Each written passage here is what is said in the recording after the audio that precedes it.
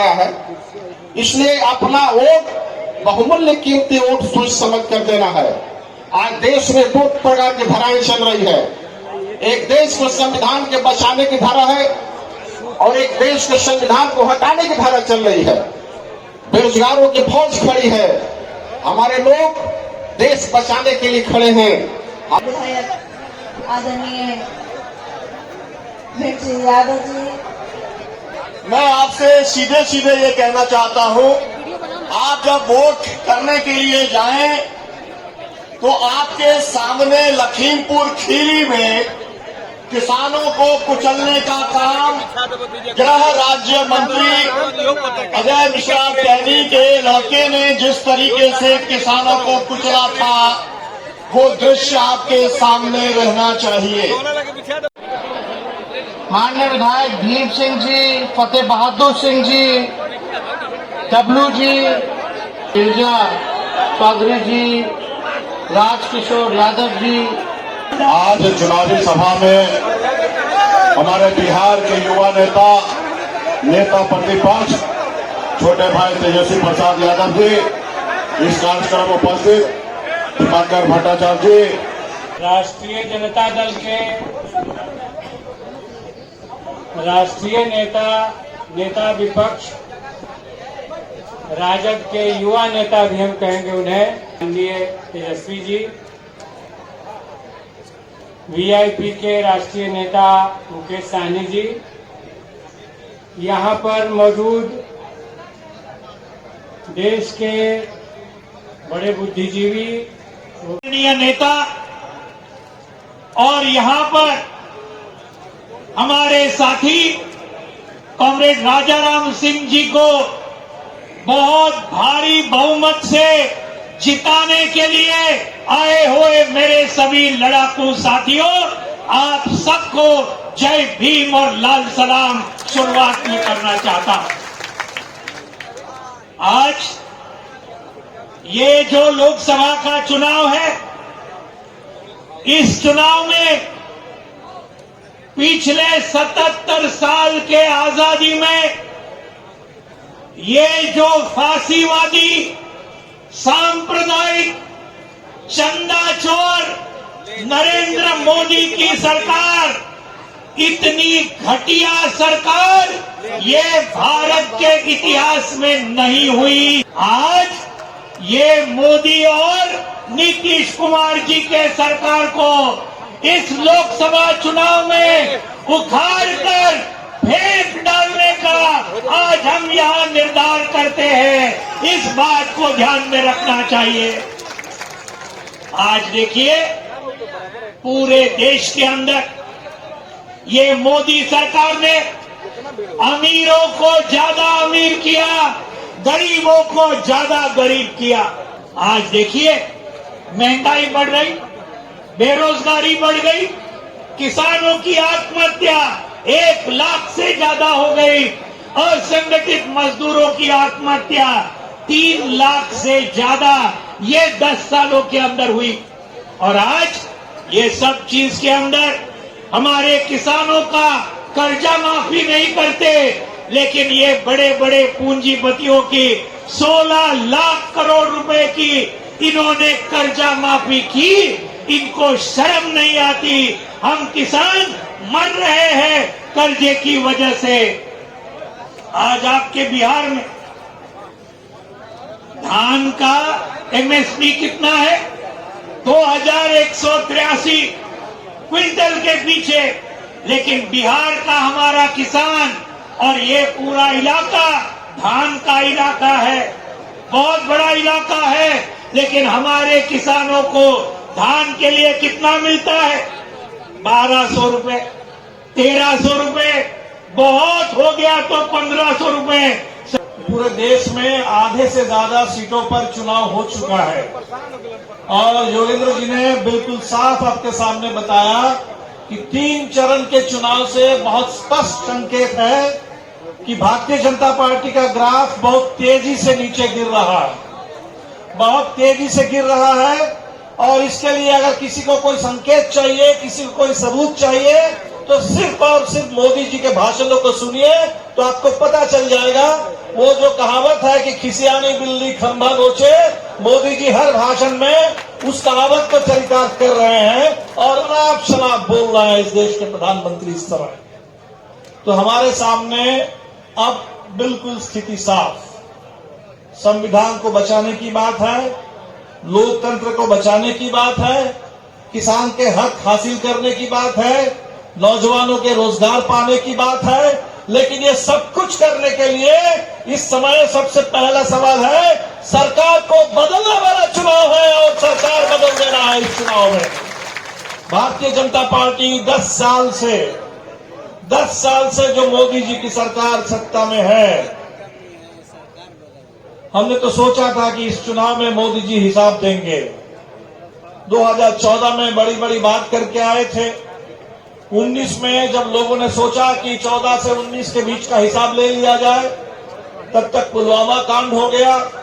पूरे देश में एक भावना थी, लोगों ने 19 में फिर मोदी जी को मौका दे दिया और तब मोदी जी कहना शुरू किए कि 2022 में जब आजादी के 75 साल पूरे हो जाएंगे, जब अमृत काल शुरू हो जाएगा, तो 2022 तक किसान की आमदनी दुगुनी कर देंगे, सबको पक्का मकान मिल जाएगा, 24 घंटा बिजली मिलेगी, शौचालय होगा, नल जल होगा, सब कुछ की गारंटी कर रहे थे। 100 स्मार्ट सिटी बन जाएंगे, हिंदुस्तान में बड़े बड़े विश्वविद्यालय ऐसे बनेंगे जो वर्ल्ड क्लास होगा, तमाम बातें हैं। तो हमने तो सोचा था कि 24 के चुनाव में अब वो हिसाब मांगा जाएगा कि 22 में आपने जो कहा था वो कहां गया। तो मोदी जी बड़े तेज हैं, तो उन्होंने तुरंत अभी गोल पोस्ट को आगे करके 2047 कर दिया कि 2047 तक विकसित भारत बनेगा। तो लोग तो कह रहे हैं कि मोदी जी 24 में 47 के नाम पर वोट नहीं मिलने वाला है। 14 से 24 तक आपने क्या किया है उसके हिसाब किताब उसके बल पर होगा। और अब मोदी जी जो कर रहे हैं, जब उनको पता चल गया कि इस देश के किसान इस चुनाव में बिल्कुल अपनी मांगों को लेकर के वो एकदम बिल्कुल अड़िग हैं, डटे हुए हैं, इस देश के नौजवान आपके मुद्दों पर डटे हुए हैं, तो मोदी जी ने अब शुरू कर दिया जिसको योगेंद्र जी ने बताया कि हिंदू मुस्लिम का खेल।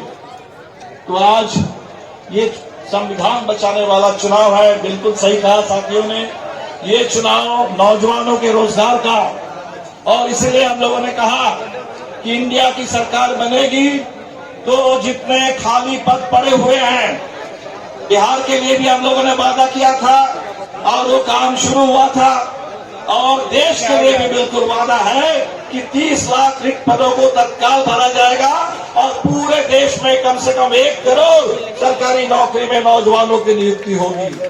ये जो अग्निवीर योजना है, जिसके तहत हमारे नौजवान 20 साल 22 साल की उम्र में 4 साल सेना में बिताने के बाद घर वापस आ रहे हैं। जिस समय वो सोचते हैं कि हमें पक्की नौकरी मिलेगी, सामाजिक सुरक्षा मिलेगी, सम्मान मिलेगा, तो उनको 22 साल की उम्र में सेना से रिटायर करा के घर वापस भेज दिया जा रहा है।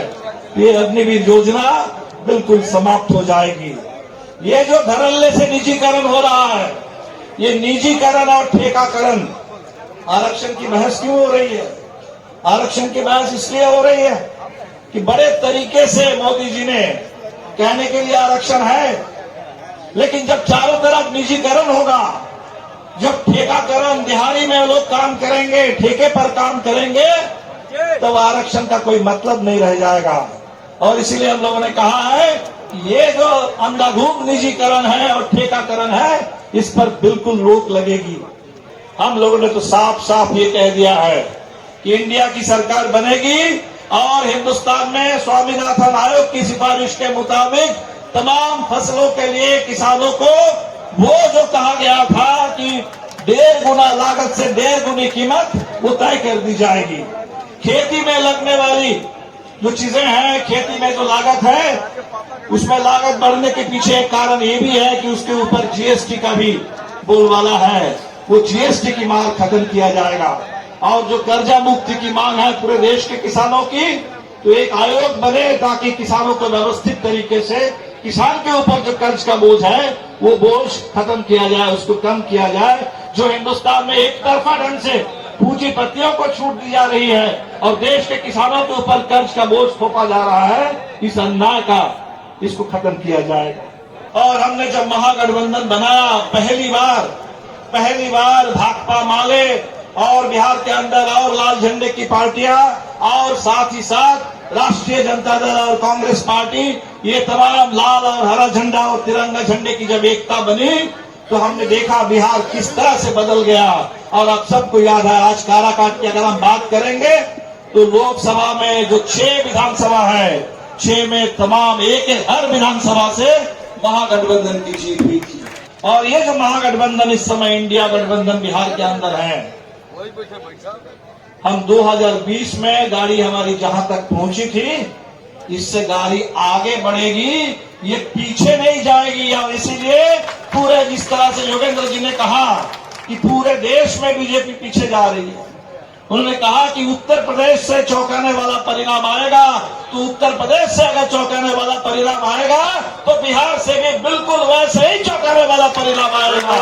और बिहार और उत्तर प्रदेश की सीमा पर ये काराकाट, ये सासाराम, ये इलाका, ये बिल्कुल बिहार और उत्तर प्रदेश की सीमा, इधर की हवा उधर और उधर की हवा भी इस तरफ। सवाल तो किसानों का है, सवाल नौजवानों का है, सवाल संविधान का है। और मैं समझता हूं कि उतना ही जबरदस्त सवाल इस बार पूरे देश की आधी आबादी की ओर से भी है।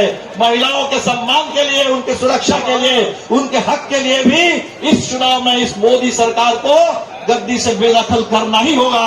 ये हिंदुस्तान की मांग है इस चुनाव में।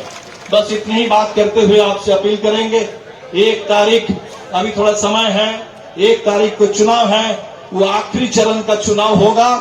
और इस बार हम देख रहे हैं जैसे जैसे चुनाव आगे बढ़ रहा है, मोदी जी की घबराहट, उनकी बौखलाहट हो बढ़ रही है और जनता का संकल्प ये मजबूत हो रहा है।